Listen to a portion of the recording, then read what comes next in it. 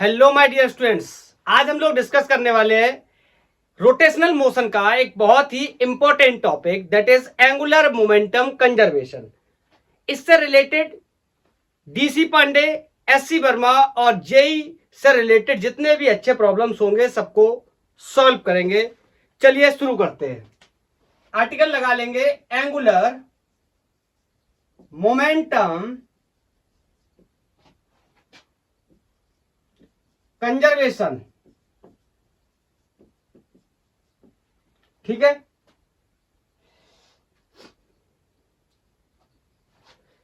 इसको मैं linear motion के साथ बताता हूं। लीनियर मोमेंटम के बारे में हमने ऑलरेडी पढ़ाई कर रखी है, तो लीनियर मोमेंटम से शुरू करता हूं। न्यूटन का सेकंड लॉ क्या होता था? Rate of change of momentum is directly proportional to the applied force. याद आया? फिर हम कहते थे अगर net force on the system is zero, it means change in momentum per unit time is also zero, then we can say differential change in momentum is zero, it means momentum vector is constant. मतलब system का momentum पहले और system का momentum बाद में क्या रहने वाला है? कांस्टेंट, मतलब कंजर्व रहने वाला है। So I can say initial momentum will be equal to the final momentum. और वैल्यू मोमेंटम की कितनी होती है? Mass and multiple product of the velocity is called linear momentum. ये बेसिक थीम थी लीनियर मोमेंटम के लिए न्यूटन के फर्स्ट लॉ से। तो अगर कंजर्वेशन एंगुलर मोमेंटम का करना है तो ऑफ कोर्स एंगुलर के कॉन्सेप्ट से चलना पड़ेगा। तो यहां पर बोलो फोर्स था, एंगुलर रोटेशनल मोशन में फोर्स तो होता नहीं है। कौन होता है? फोर्स का मोमेंट, इट मींस टॉर्क। तो I can say force is equal to DP upon dt, मतलब rate of linear momentum per unit time. तो torque will be rate of angular momentum per unit time. और condition में लगा दूं क्या? अगर net torque on the system is zero, so I can say dl vector over dt vector is also going to be zero.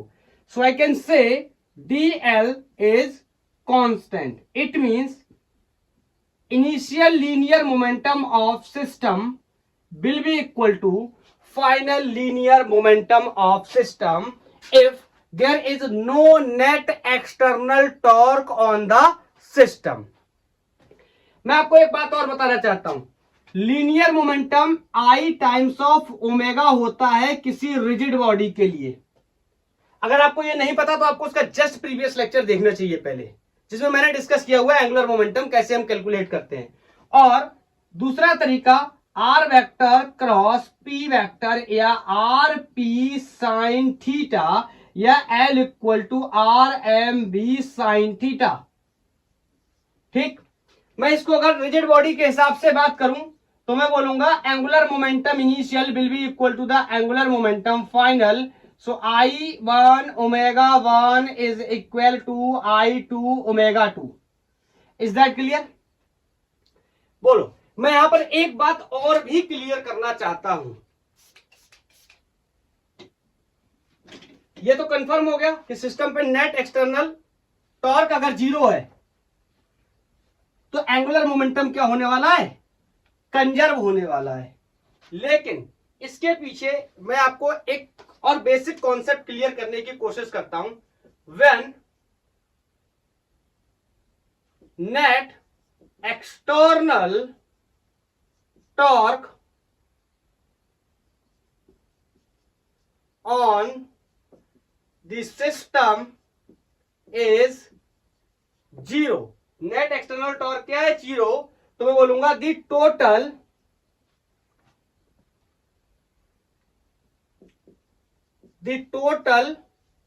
Vector किसका?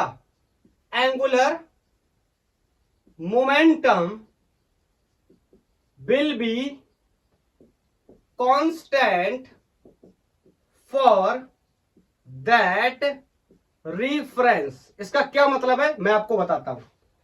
जैसे example के लिए मैंने बोला अगर टॉर्क एक्स एक्सिस के अबाउट 0 है और मैं यहां पर 3 चीजें लिख रहा हूं, आपने समझना है तीनों सही है गलत है कौन सा सही है।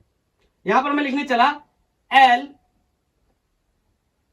Linear momentum about by is constant, vector में लिख देता हूं लीनियर नहीं, angular momentum about the y is constant, angular momentum about the z is constant and angular momentum about the x is constant. क्या आपको ये सारी बातें सही लगती हैं? किसी में कुछ प्रॉब्लम लगती है? बिल्कुल प्रॉब्लम लगनी चाहिए। क्यों? ये नेट टॉर्क किसी सिस्टम पर किसके अबाउट 0 है? एक्स के अबाउट 0, तो मैं बाई के अबाउट एंगुलर मोमेंटम को कांस्टेंट नहीं कर सकता और ना ही कर सकता हूं जेड के अबाउट मोमेंटम को कांस्टेंट कर सकता हूं सिर्फ और सिर्फ किसके, ये 0 बाई मिस्टेक लिख दिया, कर सकता हूं कांस्टेंट एंगुलर मोमेंटम को सिर्फ किसके अबाउट? एक्स के अबाउट। Is that clear? अगर एक्स के अबाउट 0 तो बाई और जेड से कोई भी लेना देना नहीं है मुझे, उनमें मोमेंटम चेंज भी हो सकता है, एंगुलर मोमेंटम चेंज भी हो सकता है, लेकिन अगर नेट टॉर्क उन पे 0 होता तो हम कहते हैं एंगुलर मोमेंटम क्या होने वाला है? सेम होने वाला है। बोलो क्लियर है? तो ये बेसिक कॉन्सेप्ट क्लियर हो गया। अब इसके अच्छे अच्छे न्यूमेरिकल प्रॉब्लम्स की प्रैक्टिस करेंगे, जहां पर जो लॉन्ग क्वेश्चंस है उनको लिखने के लिए मैं लेक्चर को पॉज कर लूंगा ताकि हम लोग अपना थोड़ा सा टाइम सेव कर लेंगे। कुछ जेई वगैरह के क्वेश्चन है काफी लेंथी है राइटिंग में।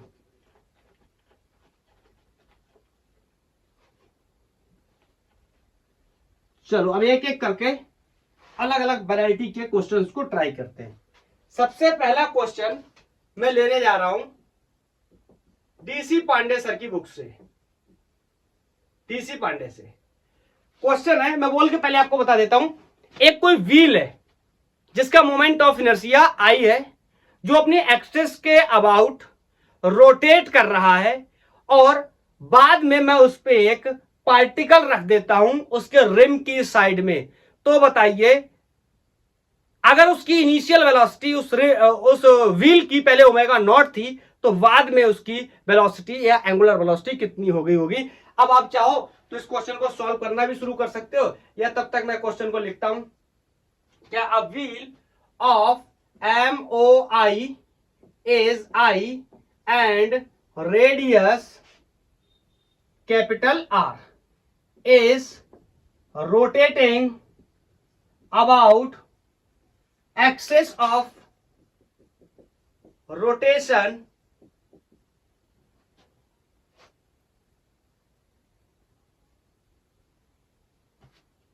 with an angular velocity omega naught. ठीक है, ये वहां तक की कहानी थी। अब क्या करेंगे, इस पे एक पार्टिकल डालेंगे एम मास का, स्मॉल एम मास का, उसके बाद वो रिम की तरफ चला जाएगा। देन फाइनल वेलोसिटी बतानी है किस तरीके से अफेक्ट होने वाली है। आगे बोलूंगा, it pick ups a particle of mass छोटू एम, बहुत ही ज्यादा गर्मी है, और कहां पे रख रहा हूं, एट इट्स एज, किनारे की तरफ रखता हूं।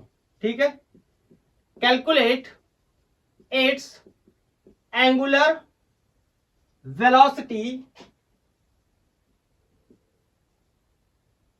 या एंगुलर स्पीड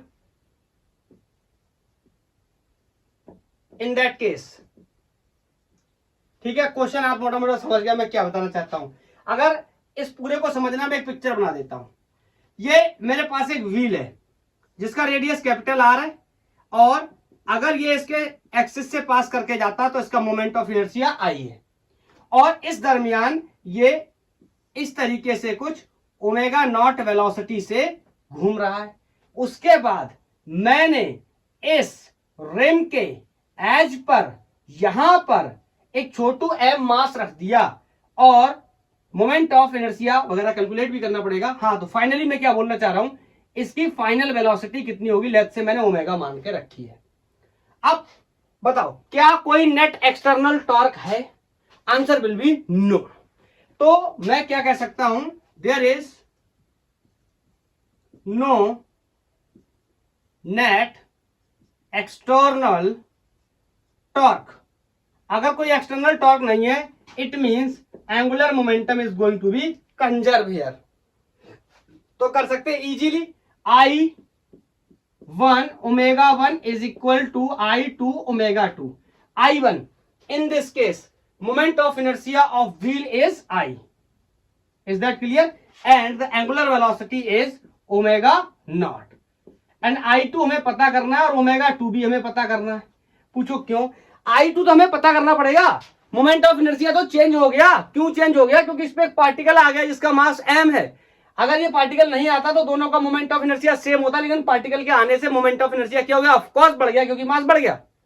तो पहले तो निकालना पड़ेगा इसका मोमेंट ऑफ इनर्शिया कितना हो गया फाइनली। तो बोलो कैसे निकाल सकते हैं मोमेंट ऑफ इनर्शिया? इसके लिए मैंने आपको दो इंपॉर्टेंट थ्योरम के बारे में पढ़ाया है, perpendicular axis theorem and parallel axis theorem का इस्तेमाल करके हम यहां पर कैलकुलेट करने वाले। बोलो अगर मैं आपसे बोलूं ये जो एक्सिस है जो सेंटर से पास हो रही है, एक्सिस ऑफ रोटेशन से पास हो रही है, इसके अबाउट मोमेंट ऑफ इनर्शिया कितना है? आई। ये क्वेश्चन में दिया हुआ है। बोलो और मैं यहां से अगर निकालने की कोशिश करूं, इन दोनों को इस तरीके से मिला दूं, तो बोलो ये दोनों लाइन एक दूसरे के पैरेलल हो गई और इनके बीच की परपेंडिकुलर डिस्टेंस कितनी हो गई? आर। क्या मैं यहां पर पैरेलल एक्सिस थ्योरम का यूज कर सकता हूं? ऑफ कोर्स कर सकता हूं। उसके लिए क्या सिचुएशन थी? दोनों एक्सिस एक दूसरे के पैरेलल होनी चाहिए, उनके बीच की डिस्टेंस परपेंडिकुलर है। ठीक है, हम यहां पर लगा सकते हैं क्या? I2 इसके अबाउट निकाल रहे हैं, will be equal to ICM plus MD square. याद आया? This is called parallel axis theorem. तो I2 मेरे को यहां कैलकुलेट करना है। ICOM moment of inertia of the system whose axis of rotation is passing from the center and perpendicular to its plane। बोलो यहां से पास कर रहे हैं, इस दौरान इसका मोमेंट ऑफ इनर्शिया कितना? I। क्वेश्चन में गिवन है, plus small m is the mass of this particle and perpendicular distance this the perpendicular distance between the two axis कितनी है? R। तो R स्क्वायर। तो ये हो गया moment of inertia. Finally I2 की वैल्यू मिल गई। तो मैं यहां से बोल सकता हूं क्या? I omega not upon I2 is equal to omega 2। Clear? यहां पर वैल्यू रख देंगे तो omega 2 is going to be I omega not upon I plus m are square is the value of angular velocity. और आप देख भी रहे हैं कि एंगुलर वेलोसिटी बाद में क्या होती दिख रही? कम होती दिख रही। क्यों? क्योंकि इसका मोमेंट ऑफ इनर्शिया क्या दिख रहा है? बढ़ता हुआ दिख रहा है इस मास की वजह से। बोलो क्या ये मेरी बात आपको समझ आ गई? क्या कोई डाउट है? नहीं होना चाहिए। चलो नेक्स्ट क्वेश्चन मैं रसनिक हेलिडे से लेने वाला हूं, और चूंकि प्रॉब्लम की जो क्वेश्चन है उसकी लैंग्वेज थोड़ी सी ज्यादा है, तो मैं पॉज करके नोट कर देता हूं, थोड़ा सा टाइम अपना सेव हो जाएगा।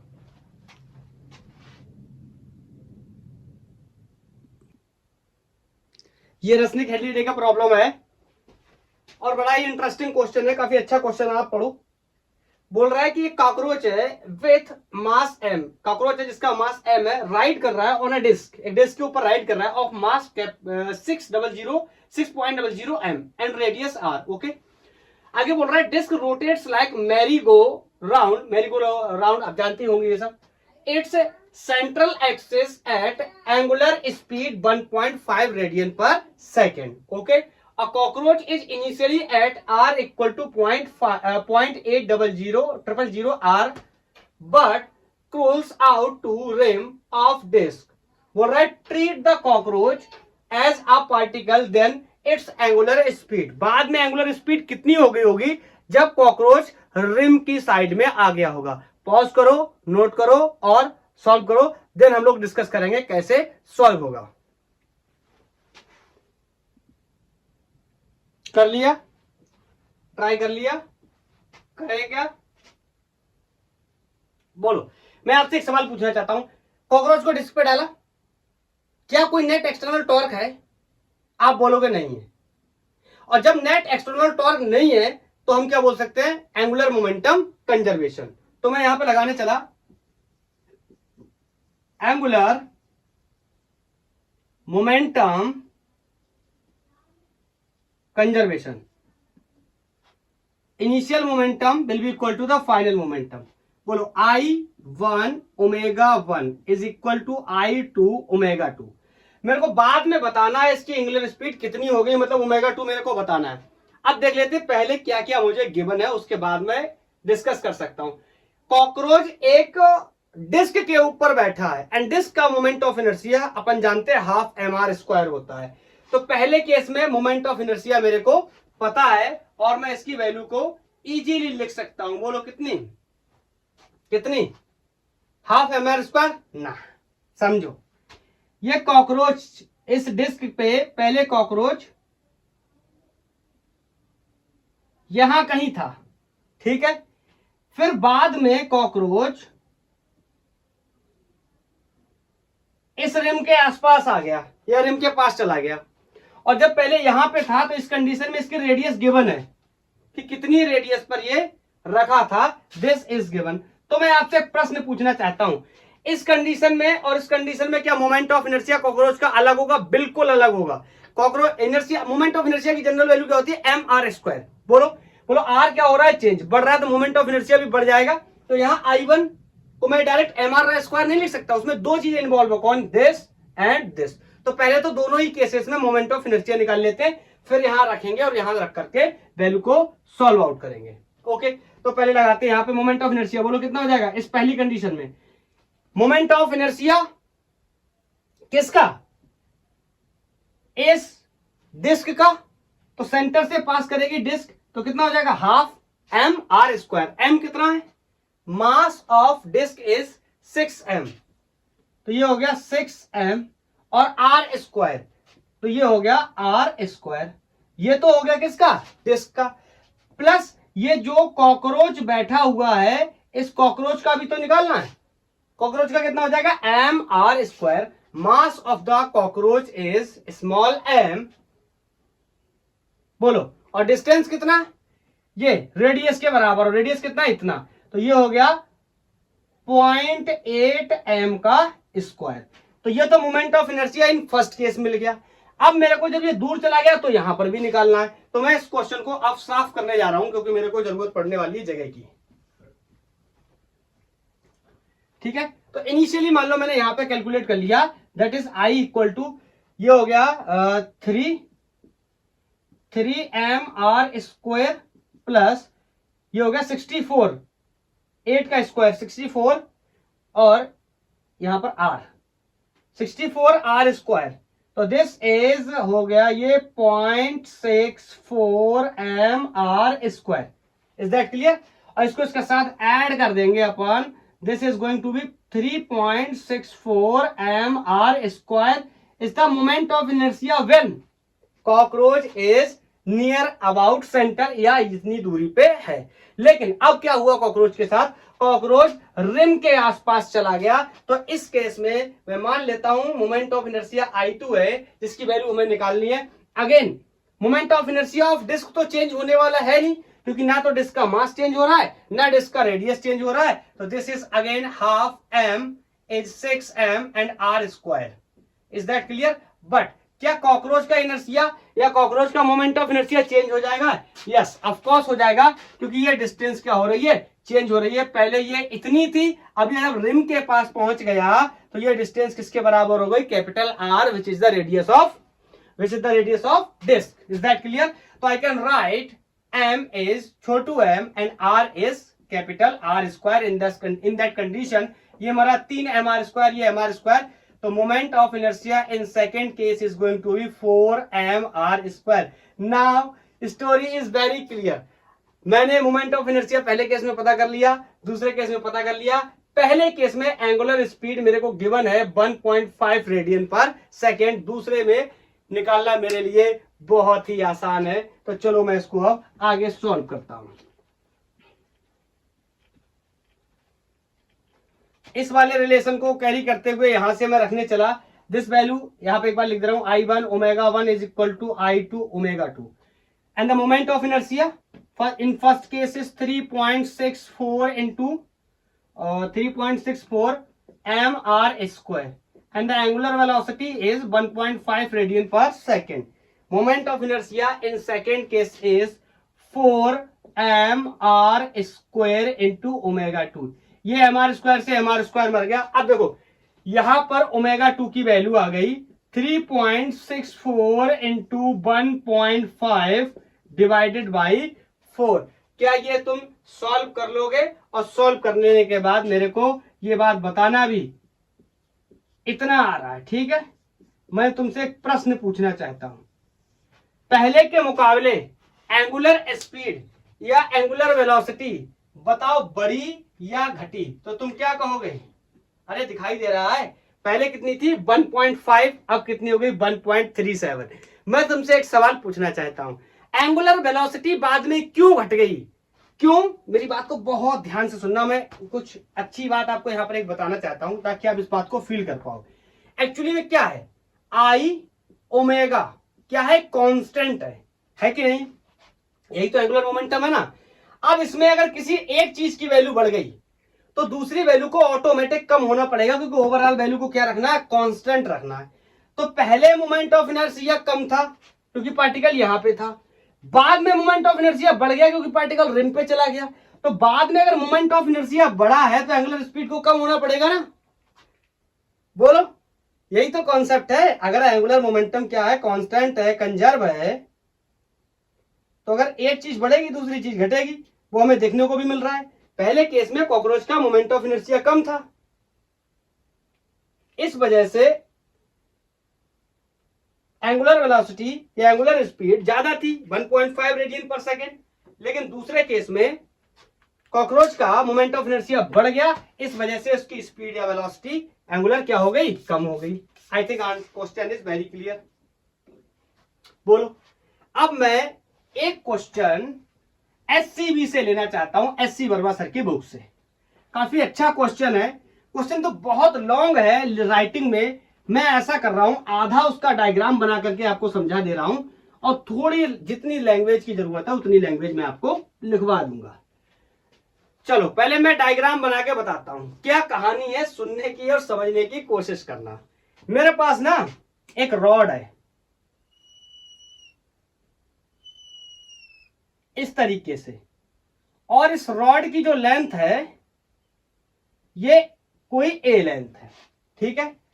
ये इस रॉड का सेंटर है। मैंने क्या किया, मैंने यहां से एक बॉल, एक कोई मास फेंका जिसकी वैल्यू m है, और मैंने इसको यहां से b स्पीड से फेंका, ठीक। और ये जाकर के यहां टकराया, ध्यान से सुनते रहे ना, टकराया। और टकराने के बाद ये रॉड क्या करने लगा, रोटेट करने लगा। तब तक मैं आपको एक इंफॉर्मेशन ऑफ दे देता हूं। ये जो मास m है ये इसके सेंटर से a/4 डिस्टेंस क्या है, नीचे है, यहां से फेंका जा रहा है, ठीक है। Is that clear? किसी को कोई डाउट तो नहीं? बोलो। और इस रॉड का अगर मास की जरूरत पड़ जाए तो मैं कैपिटल M ट्रीट कर लूंगा। तो मेरी बात को समझे, जब ये बॉल या ये मास इसमें जाके यहां टकराया तो क्या होगा, इसमें रोटेशन इफेक्ट पैदा होगा। ये ऐसे घूमने की कोशिश करेगा, ये पीछे की तरफ आने की कोशिश करेगा। नेक्स्ट पिक्चर में मैंने इसको कुछ बनाया इस तरह।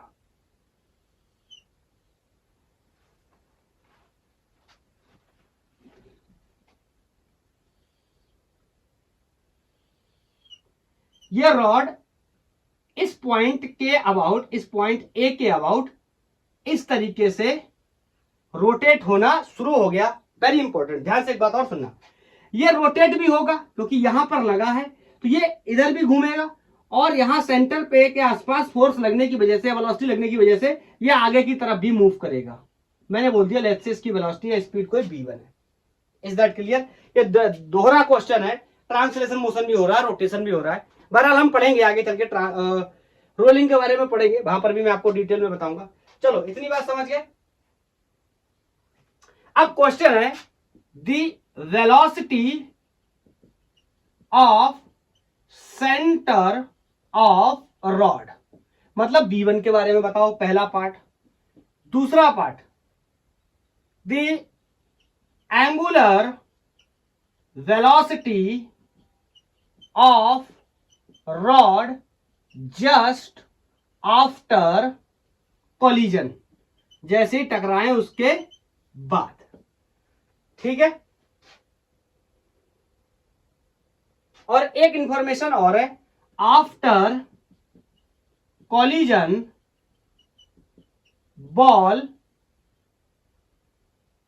स्टॉप्स, रुक जाती है। अब कहानी बहुत साफ और क्लियर है कि एक एम मॉस की बॉल है, इस बॉल को मैंने a/4 डिस्टेंस पे सेंटर से यहां मारा, ये गया कुछ यहां टकराया, टकराने के बाद बॉल तो रुक गया, लेकिन रॉड इस तरीके से घूमने भी लगा और आगे की तरफ ट्रांसलेशन वेलोसिटी v से चलने भी लगा। एंड क्वेश्चन इज ये v कितना होगा और इसकी एंगुलर स्पीड कितनी होगी।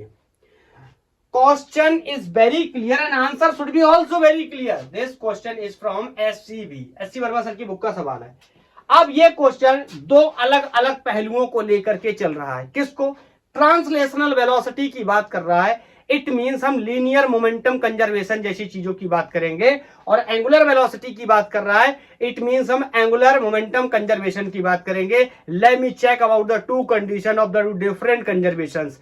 क्या यहां पर कोई फोर्स एक्सटर्नल है? क्या यहां पर कोई एक्सटर्नल टॉर्क है? अगर है तो कंजर्व नहीं कर पाएंगे, नहीं है तो कर सकते। मैंने यहां पर देखा, यहां पर कोई भी एक्सटर्नल फोर्स दिखाई नहीं दे रहा है, कोई भी एक्सटर्नल फोर्स नहीं है और कोई भी एक्सटर्नल टॉर्क नहीं है। इट मींस मैं मोमेंटम को क्या कर सकता हूं? कंजर्व कर सकता हूं। इधर लीनियर मोमेंटम या फिर एंगुलर मोमेंटम, दोनों को कर सकता हूं। तो सबसे पहले इसकी स्पीड या वेलोसिटी निकालता हूं, तो क्या करूंगा?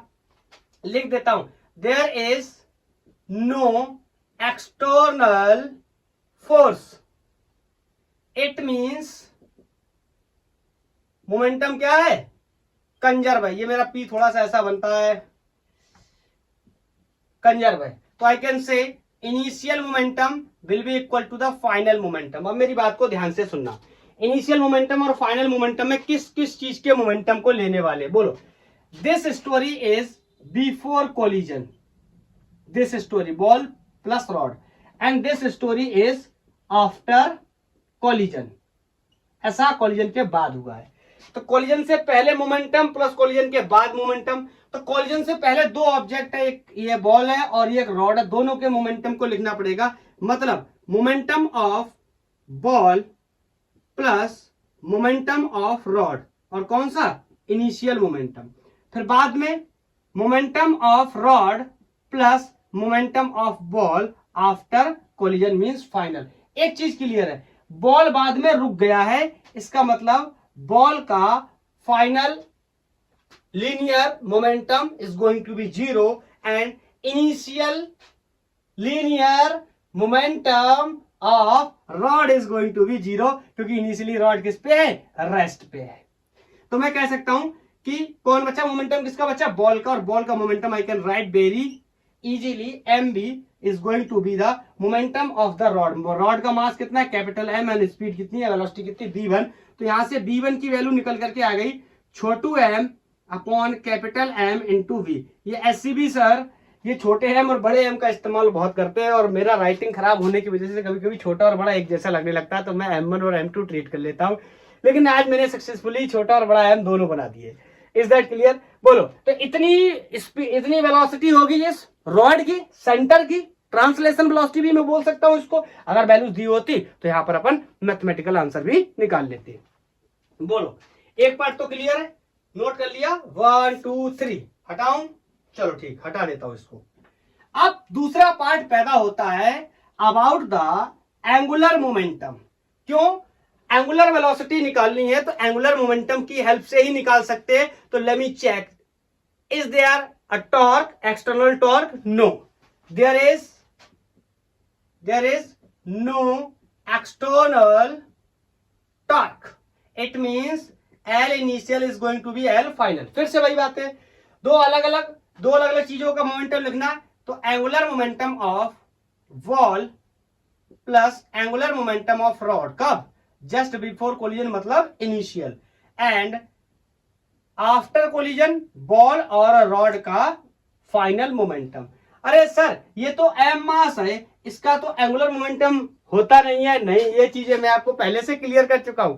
कोई जरूरी नहीं है जो पार्टिकल सर्कुलर मोशन या रोटेशनल मोशन परफॉर्म कर रहा है उसी का एंगुलर मोमेंटम लिखा जा सकता है। जो पार्टिकल लीनियर मोशन कर रहा है, ट्रांसलेशन मोशन कर रहा है, उसका भी एंगुलर मोमेंटम लिख सकते हैं किसी एक पॉइंट के अबाउट। कैसे? प्रीवियस लेक्चर जाके देखो, मजा आ जाएगा।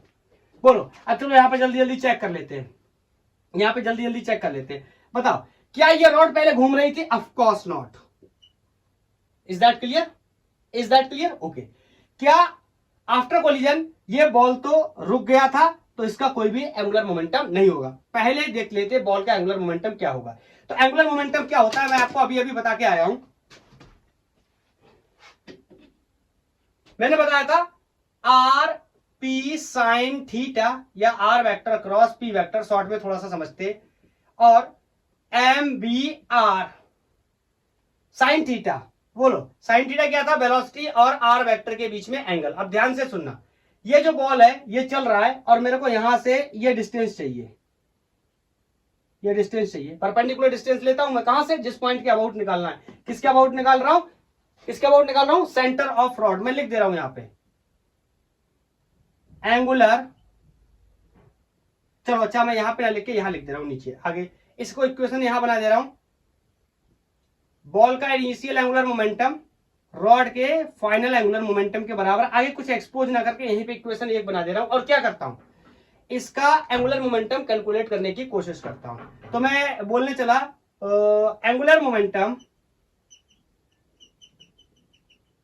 Of ball with respect to, तो ये हटा दे रहा हूं, angular momentum of ball about centre of rod. ठीक है, ऐसे कर लेता हूं। अब यहां पर समझने की कोशिश करना, एल क्या होता है? M v and r perpendicular. ऐसे ही तो करते थे ना, या बी परपेंडिकुलर करते थे कभी कभी, जिस जैसी सिचुएशन होती थी। यहां पर आर परपेंडिकुलर से काम चल जाएगा। मास कितना है? एम, छोटू एम। स्पीड या वेलोसिटी कितनी है? वी। और परपेंडिकुलर डिस्टेंस देखो, यही तो होता था ना, जिस पॉइंट से कर रहे उस पॉइंट से मिलाते थे इस तरीके से, और यहां से परपेंडिकुलर डिस्टेंस कितनी है? a/4। So this is the angular momentum of ball. Is that clear? और इसका तो बहुत आसान है, इसका angular momentum I omega. Is that clear? चलो तो यहां पर मैं इसको एक्सपोज करता हूं। मैंने निकाल लिया ये वैल्यू, आप नोट कर लो, 1 2 3 नोटेड। ओके, चलो अब इसको यहां पर एक्सपोज करता हूं। तो बॉल का angular momentum about the centre MBA/4 initially, और रॉड का फाइनल, तो ये इस तरीके से घूमने लगी, तो सिंपली आई कैन से आई ओमेगा। बोलो ओमेगा मेरे को बताना। आई, आई क्या है? आई क्या है? यहां लिख के बताता हूं। आई क्या है? MOI of rod about centre, and everybody knows. और नहीं पता है तो टाइप करिए यूट्यूब पे moment of inertia of a rod by गेंगॉर फिजिक्स। आपको दो आर्टिकल मिलेंगे, एक इंड से और एक सेंटर से। ये सेंटर का केस है। This is going to be ML²/12। L क्या होता था? डिस्टेंस। देखो अब यहां पर ये डिस्टेंस कितना बचेगा? ये पूरा ए था, तो इसका आधा कितना हो गया? a/2। तो यहां एल की जगह कितना रखूंगा? a/2। 1/2 का मतलब a²/4। Is that clear? Is that clear? तो बहुत ही आसान है, यहां पर रख देता हूं। तो यहां से वैल्यू मिल जाएगी MBA/4 into moment of inertia is MA²/12 into 4 into omega. Omega मेरे को निकालना। देखो ये इसलिए मैंने किया, ए से ए मर गया, ये 4 से 4 मर गया। बोलो अब देखो, मैंने फिर से बोला था ना, ये मेरे मास दोनों एक जैसे होने लगेंगे। तो प्लीज ये मास है रॉड का, जो कि कैपिटल है। ठीक है, अब तो आंसर मेरी आंखों के सामने है, क्रॉस मल्टीप्लाई वगैरह करके निकाल के रखना है। तो यहां पर बोलो कितना हो जाएगा? ये 12 ऊपर चला जाएगा। दिस इज 12 छोटू m अपॉन 12 छोटू m इंटू बी, MB 12। नीचे क्या बचा? MA, mass of the rod into distance of this half rod is equal to distance of rod. This is the final angular velocity of the rod। और यार मेरे को लगता है ये गलत हो गया, बिल्कुल गलत हो गया, बिल्कुल गलत हो गया। मती मारी गई थी, ये करने की क्या जरूरत थी? ML²/12 होता है ना, तो तो एल स्क्वायर की वैल्यू क्या है? अरे एल माने रॉड ऑफ द लेंथ हुआ करती थी, और ये एल स्क्वायर का मतलब बस ये ए स्क्वायर है, ए का आधा पता नहीं कहां से कर दिया, यह हटाओ गलत हो गया, फिर से करना पड़ेगा। चलो तो यहां पर हो गया फिर से एम छोटू बनाना है, छोटू M B into A upon 4 is equal to I की value capital M A square by 12 into omega. बोलो अब मार दो जो मर रहा है, इस ए से एक ए मर गया, 4 तिहाई 12 मट्टी पलित करूंगा 3 छोटू एम बी अब divide by capital m into a is omega angular velocity. Now okay, yes okay. तो ये क्वेश्चन था एस सी वर्मा सर का कि अगर किसी बॉल को ऐसे फेंक कर मार दो, एक रॉड चलना और घूमना दोनों शुरू कर दे जस्ट लाइक दिस, ये रुका हुआ था, अरे वो नो ऐसा हो नहीं रहा क्या, हुआ ऐसे चल के गिरना शुरू करे तो कितनी एंगुलर वेलोसिटी होगी और कितनी लीनियर वेलोसिटी होगी, डिस्कस कर चुके हैं। एक सवाल कुछ इस तरीके का ही और मैं एचसीवी से ही लेना चाहता हूं, मैं थोड़ा सा बोल के बताता हूं। मेरे पास एक सॉलिड स्फीयर है और उससे दूर फिर से एक छोटी सी बॉल है, मैं उस बॉल को उस सॉलिड स्फीयर की तरफ फेंकता हूं with the speed v not, और वो सॉलिड स्फीयर से जाके टकराती है और आगे क्या होता है, उसी में चिपक जाती है, कोलैप्स कर जाती है, स्टिक कर जाती है। फिर मेरे को बाद में बताना है कि सिस्टम का, कंबाइंड सिस्टम का ट्रांसलेशन वेलोसिटी और एंगुलर वेलोसिटी कितना होगा, इसके बारे में मैं डिस्कस करने चला। चलो सबसे पहले मैं यहां पर एक सॉलिड स्फीयर बना देता हूं और यहां से एक एम मास के पार्टिकल को वी नॉट वेलोसिटी से मैं फेंकता हूं, वी नॉट वेलोसिटी से मैं फेंकता हूं। उसके बाद यहां से मैं एक रेफरेंस लाइन बना देता हूं,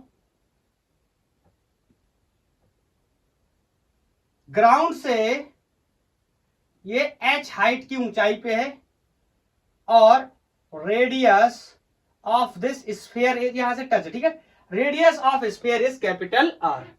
और ध्यान से सुनना मेरी बात को, तो अगर मेरे को परपेंडिकुलर डिस्टेंस की जरूरत पड़ेगी, चलो अच्छा बाद में लगाऊंगा। This story is before collision, साफ साफ लिख दूं क्या अच्छे से, before collision, is that clear. उसके बाद क्या हुआ, ये टकराया और टकराने के बाद जाकर इसमें कोलैप्स कर गया। अच्छा नहीं बना डायग्राम,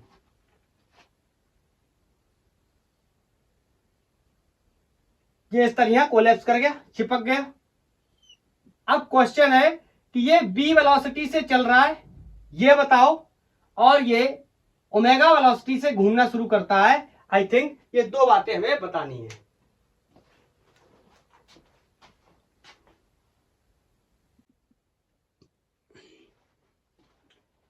तो लिख दूं क्या, पहला पार्ट है कैलकुलेट करना क्या, linear speed of combined system, combined system after collision, ठीक है। और दूसरा part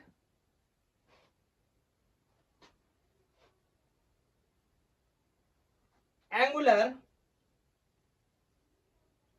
speed of sphere after collision. Clear है, चलो एक एक करके डिस्कस करें।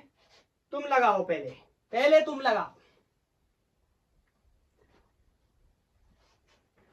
चलो पहले पहले पहले पार्ट को सॉल्व करने के लिए मेरे से पूछ रहा है कि कंबाइंड सिस्टम जिस स्पीड से चल रहा है, ट्रांसलेशन उसके बारे में बताइए, लीनियर स्पीड के बारे में बताइए। तो ऑफ कोर्स यहां पर चेक करना पड़ेगा कोई नेट एक्सटर्नल फोर्स है नहीं है, क्यों, क्योंकि हम करेंगे लीनियर मोमेंटम कंजर्वेशन, समझ रहे हैं ना, linear momentum conservation. Momentum before collision is equal to momentum after collision, दो पार्टिकल है, एक ये और एक ये, of course this is solid sphere. ठीक है, तो चेक कर लेते हैं। Linear momentum of mass m कर दे रहा हूं plus linear momentum of sphere, कैसा, initial, is equal to momentum after collision. इसमें भी दो पार्टिकल रहने वाले, p plus P S after collision. Is that clear? चलो लगाना शुरू करें। बताओ, ये स्फीयर पहले रुका हुआ था तो इसका मोमेंटम तो जीरो हो जाएगा क्योंकि इसकी वेलोसिटी जीरो है। मोमेंटम किसका बचा, बॉल का। इसका मैं लिख सकता हूं कितना, m v not. Is that clear? Is equal to finally दोनों का रहेगा और वेलोसिटी क्या हो जाएगी, कॉमन। तो आई कैन से एम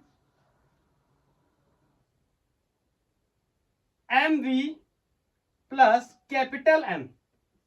इसका मास कोई कैपिटल एम है, ठीक है, कैपिटल एम वी। यहां से v कॉमन आ जाएगा और वैल्यू यहां से निकालकर हम इजीली कैलकुलेट कर सकते हैं। Small m v not upon, यहां से v कॉमन चला गया तो capital m plus small m is equal to v। पता चल गई लीनियर वेलोसिटी कितनी होगी। नाउ किसकी बारी है, एंगुलर वेलोसिटी की। तो चेक करो क्या कोई टॉर्क है, एक्सटर्नल टॉर्क है, नो। तो मैं क्या कह सकता हूं, angular momentum conservation, no external torque. Angular momentum conservation, initial momentum will be final. कितने पार्टिकल है, दो, दोनों का लिखना पड़ेगा। इस पार्टिकल का तो लिख रहा हूं क्या, angular momentum of particle and angular momentum of sphere, कैसा, इनिशियली बिफोर कॉलिजन।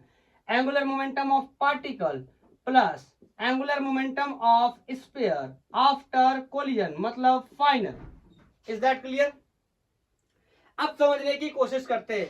ये स्फीयर इनिशियली रुका हुआ है, ना घूम रहा है, तो इसका एंगुलर मोमेंटम कितना हो जाएगा, जीरो, क्योंकि एंगुलर मोमेंटम एक रिजिड बॉडी के लिए आई टाइम्स ऑफ ओमेगा होता है। ओमेगा इसके लिए कितना, जीरो, क्योंकि ये कैसा है, रेस्ट पर है।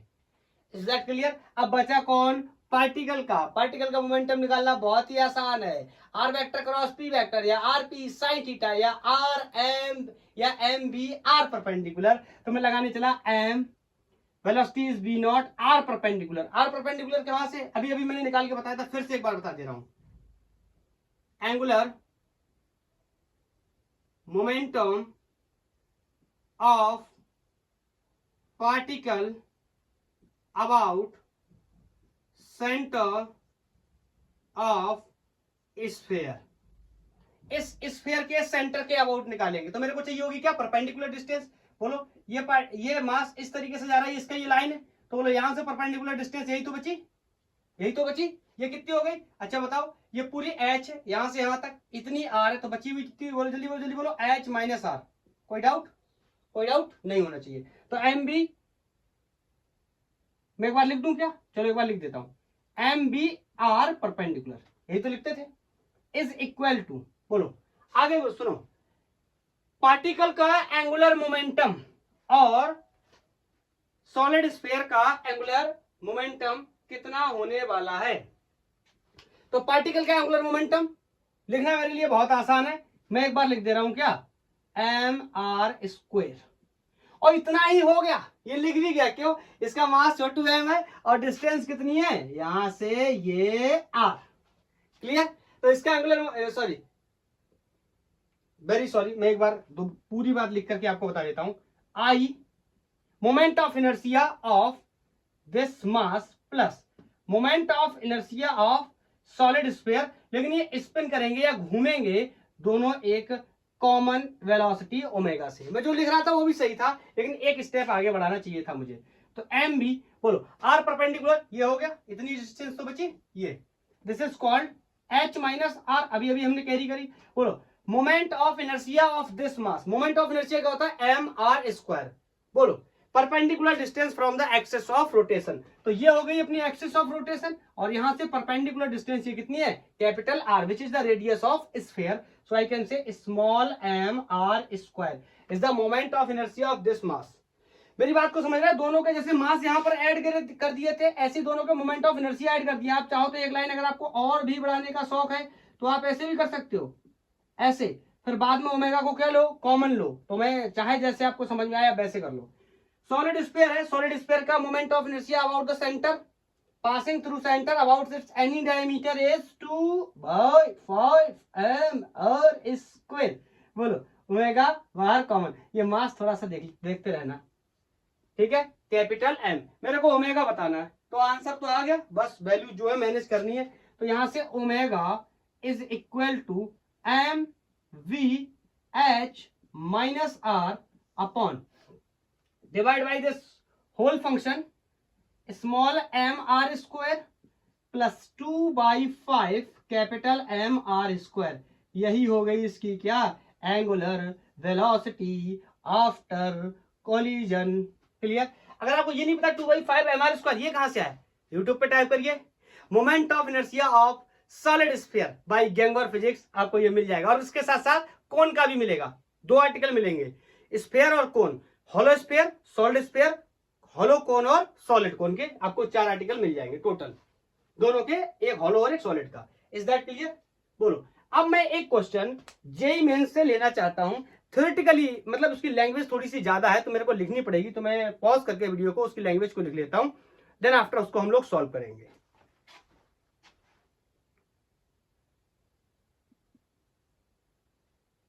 ये क्वेश्चन जेईई मेंस 2021 में आया था, देख के डरने की बिल्कुल भी कोई जरूरत नहीं है। समझते हैं क्वेश्चन क्या कह रहा है। मैं पहले आप पढ़ लो, फिर मैं इसको एक्सप्लेन कर देता हूं, फिर अपन सॉल्व करेंगे। बोल रहा है two disc of MOI I1 I2 about their axis of rotation perpendicular to its plane passing through the center, we know about it, and they are rotating with the angular velocity omega 1 omega 2 respectively.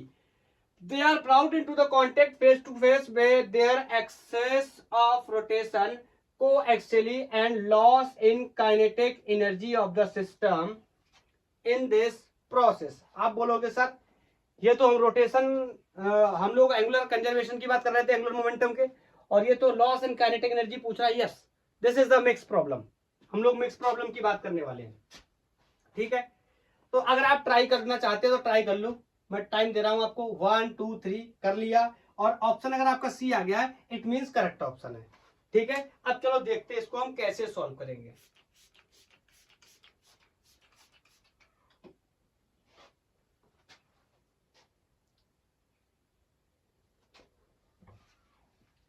दोनों मैं बोल के बताते जा रहा हूं, 2 discus हैं जो उनको अलग अलग एंगुलर वेलोसिटी से घुमाया जा रहा था, फिर इनको फेस टू फेस सामने से लाया गया, घूमते हुए लाइक दिस, ऐसे ये सामने से ऐसे लाया गया, फिर उनको चिपका दिया गया। बोलो फिर क्या होगा, उनके काइनेटिक एनर्जी में लॉस हुआ, ऑफकोर्स इंडिविजुअली अलग अलग रोटेट कर रहे थे तो अलग अलग काइनेटिक एनर्जी थी, साथ में आएंगे तो काइनेटिक एनर्जी कम हो जाएगी, कितना लॉस हो गया होगा यही हमसे क्वेश्चन पूछा गया है। चलो पहले मैं इनिशियल काइनेटिक एनर्जीज की बात कर लेता हूं, तो बोलो इनिशियल काइनेटिक एनर्जी कितनी होगी, आप कहोगे हाफ, काइनेटिक एनर्जी तो आती है ना हाफ आई ओमेगा स्क्वायर, ये जनरल एक्सप्रेशन होता है, तो दोनों के लिए ये हो जाएगा, प्लस दूसरे वाले के लिए I2 ओमेगा 2 ये हो जाएगा इनिशियल काइनेटिक एनर्जी। और बोलो फाइनल काइनेटिक एनर्जी पता चल जाए तो दोनों का लॉस निकाल लेंगे। फाइनली क्या हुआ, पहले ऐसे थे अलग अलग, I2 moment of inertia, I1 moment of inertia, omega angular velocity, omega 2 angular velocity, फिर दोनों को फेस टू फेस कोएक्सियली इस तरीके से चिपकाया गया, फिर इन दोनों की वेलोसिटी कोई कॉमन वेलोसिटी ओमेगा हो गई होगी, बोलो, और इनके मोमेंट ऑफ इनर्शिया इसका I1 इसका I2 जुड़ के कुछ हो गए होंगे। बोलो इसी अप्रोच के साथ आप सॉल्व कर रहे हो ना, इसी तरीके से, बोलो बोलो। तो इस कंडीशन में मैं फाइनल काइनेटिक एनर्जी क्या लिख सकता हूं, बोलो हाफ I1 प्लस I2, ये मास की तरह है ना, जुड़ जा रहा है, और एंगुलर वेलोसिटी ओमेगा स्क्वायर। तो मैं अगर चेंज इन काइनेटिक एनर्जी लिखना चाहूं, change in kinetic energy this will be also equal to, अगर मैं इसको लॉस लिखना चाहता हूं, चेंज को क्या लिखना चाहता हूं, लॉस इन KE, तो बताओ पहले एनर्जी ज्यादा होगी बाद में एनर्जी कम हुई होगी तभी तो लॉस होगा, तो मैं कह सकता हूं kinetic energy initial minus kinetic energy final. आप कहोगे सर फाइनल माइनस इनिशियल करो, अगर फाइनल माइनस इनिशियल करूंगा तो ये वैल्यू पॉजिटिव आ जाएगी, तो ये लॉस नहीं रह जाएगा, ये गेन हो जाएगा। Is that clear? लॉस चाहिए। तो पहले एनर्जी ज्यादा थी, बाद में एनर्जी कम थी, इस वजह से मैंने इसको इसमें से घटाया, तो क्या होगा अब ये लॉस आने वाला है, क्योंकि काइनेटिक एनर्जी क्या होगी, पहले ज्यादा होगी, बाद में क्या हो जाएगी, कम हो जाएगी। बोलो, या ऐसे मैंने बोल दिया ये चेंज इन काइनेटिक एनर्जी क्या, अब जिस कंडीशन में जो भी आने वाली, मैंने शायद एक शब्द गलत बोल दिया कि नेगेटिव नहीं आएगा। क्यों?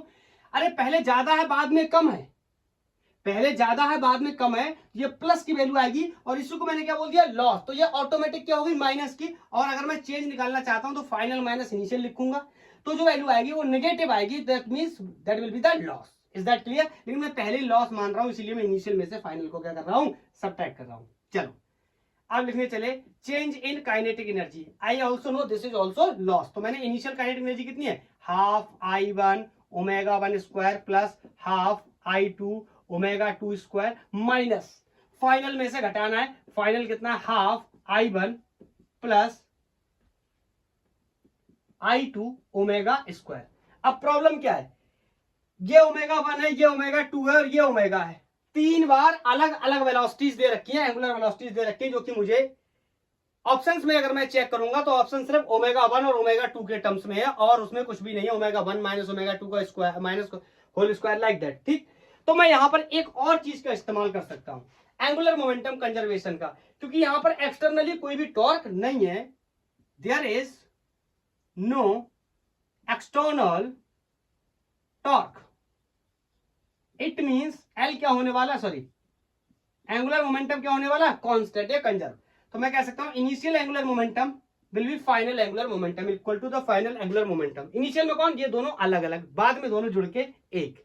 चलो लिखने की कोशिश करते हैं, बोलो इसका इनिशियल एंगुलर मोमेंटम कितना हो जाएगा, I1 ओमेगा 1 प्लस इसका initial angular momentum I2 omega 2, उसका फर्दर दोनों क्या हो गए, एक ही हो गए, कॉमन वेलोसिटी से चलने लगे, तो I1 plus I2 into omega.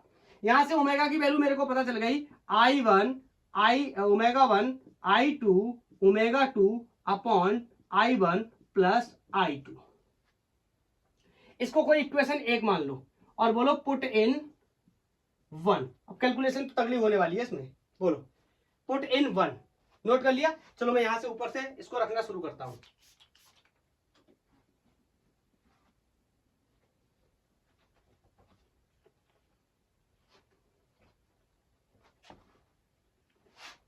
तो यहां से इस इक्वेशन में रखने जाऊंगा, change in kinetic energy is going to be half I1 omega 1 square plus half I2 omega 2 square minus half I1 plus I2।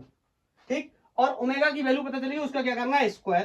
तो I can say I1 omega 1 I2 omega 2 upon I1 plus omega 1 sorry I1 plus I2 to the power 2 whole square.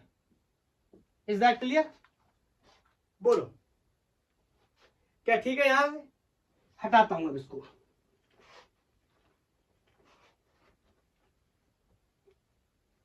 दो concept लग गए, अब आगे देखते हैं।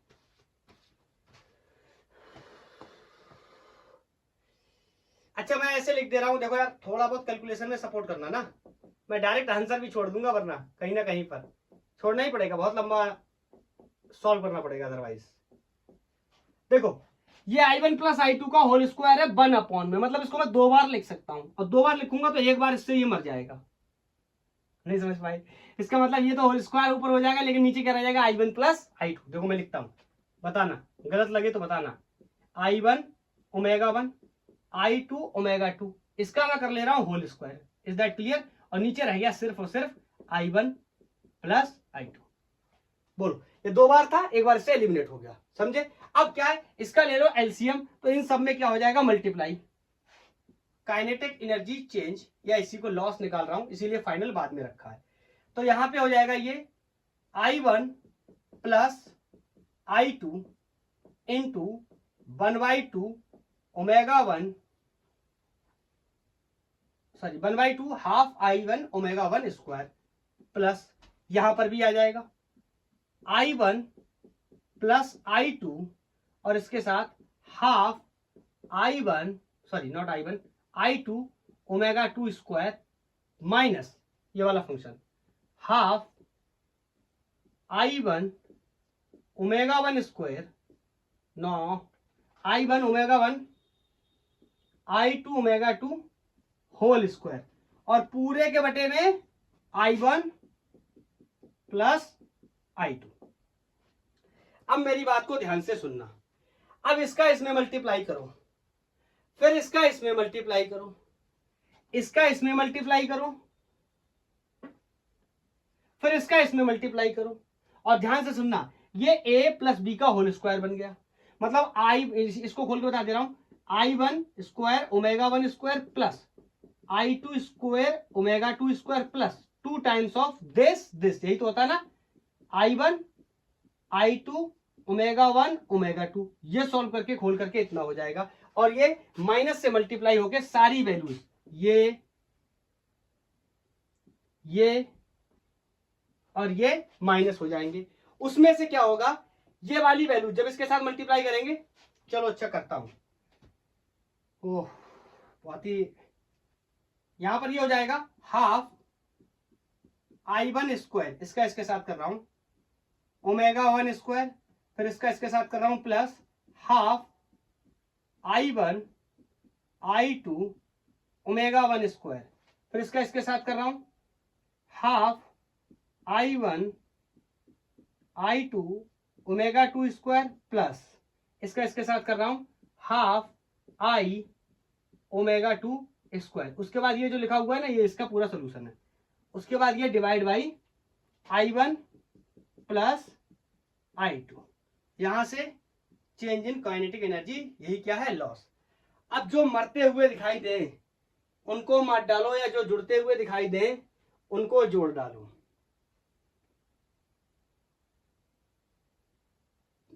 ध्यान से देखोगे ये इससे चला जाएगा, कैसे, ये हाफ है ये 1 है तो कितना बचेगा, हाफ, कैसा, माइनस का, ठीक। ये वाला I2 हाँ नहीं ये वाला इससे चला जाएगा और कितना बचेगा, हाफ माइनस का half I2 square omega 2 square, ठीक। फिर ये हो गया 2I1 I2 ओमेगा 1 ओमेगा 2। इन सबको सॉल्व करना और मैं तुम्हारे लिए ये गणित क्या करूं, कर दूं कि छोड़ दूं, चलो छोड़ देता हूं, ऑप्शन 3 मैच करेगा। अब ये गणित करना तुम्हारा काम है, ठीक है।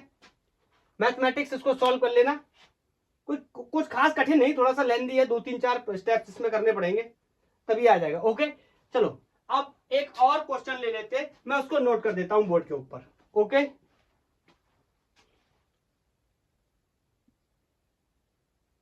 ये नेक्स्ट क्वेश्चन है और ये क्वेश्चन आप होमवर्क में कर लेना। इस लेक्चर को यहीं पर मैं समाप्त करता हूं। आप देख सकते हैं गर्मी बहुत ज्यादा है और लाइट का बहुत ज्यादा इशू हो रहा है, तो सो सॉरी फॉर दैट। मैं इसको यहीं पर समाप्त करता हूं। वैसे भी मेरा हो गया, 1-2 सवाल और कराता ज्यादा से ज्यादा। तो आज के लिए इतना ही। थैंक यू, धन्यवाद। पढ़ाई करते रहिए। एक चीज और बता दूं, थोड़ा सा हिंट कर दूं क्या इस क्वेश्चन के बारे में। बोल रहा है एक सर्कुलर रिंग है, ऐसे एक सर्कुलर रिंग है और जिसका रेडियस कैपिटल R है। यहां पर बना के बड़ा करके बनाता हूं। यह सर्कुलर रिंग है, इसका रेडियस कैपिटल R है, is rotating about its axis with angular velocity omega naught. ये अपने एक्सिस के अबाउट ओमेगा वेलोसिटी से घूम रहा है। Two objects of mass capital M are attached gently. देखो जेंटली शब्द का मतलब मैं यहां पर आपको बताना चाहता हूं। यहां पर बोल रहा है कि दो, अब पहले पूरा पढ़ लेता हूं। Object of two ends of a diameter, diameter के दो अपोजिट एंड्स पे कर रहा है। चलो कहीं पर भी कर लेता हूं। एक यहां पर मास रखा गया है और मान लो एक मास यहां पर रखा गया है। दोनों ही मास की वैल्यू कितनी, कैपिटल M।